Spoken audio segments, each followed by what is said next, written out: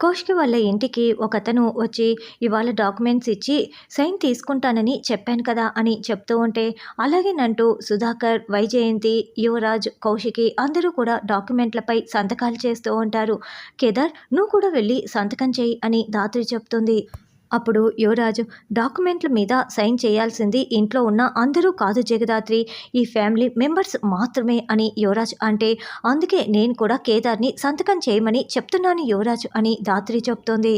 ఇప్పుడు కేదార్ సైన్ చేయకపోతే ఇప్పుడు మేం చెప్తున్నది రేపు నిజమైతే, అదే నిరూపితమైతే అప్పుడు ఈ డాక్యుమెంట్ చెల్లదు. అప్పుడు ఆయన చాలా కష్టపడాల్సి వస్తుంది. అప్పుడు ఆ డాక్యుమెంట్ చెల్లకపోతే ఆయనకి ఏం సమాధానం చెప్తారు చెప్పండి అని ధాత్రి నిలదీస్తూ ఉంటుంది. కౌశికి గారు, ఇదంతా కాదు, వాళ్ళకి మీకు ఎలాంటి సంబంధం లేదని మీ నోటితో చెప్పండి.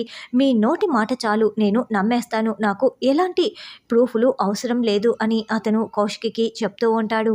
అక్క, ఆయన అడుగుతున్నాడు కదా, వాడికి మనకు ఎటువంటి సంబంధం లేదని చెప్పక్క, చెప్పు అని యువరాజ్ ప్రెజర్ చేస్తూ ఉంటే కౌశికి మౌనంగా ఉంటుంది. మరి సంబంధం లేదని కౌశికి చెప్తుందా, ధాత్రి కేదార్ బాధపడాల్సి వస్తుందా అన్నది రానున్న ఎపిసోడ్లో తెలుసుకుందాం.